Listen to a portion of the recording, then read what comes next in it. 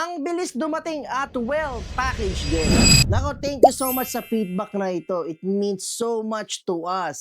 Sabi ko nga, binabasa ko lahat ng reviews nyo. Comments, feedback, lahat yan. Ang bilis daw dumating, well packaged. Sa Clover Alley daw siya laging bumibili ng kanyang supplements at vitamins.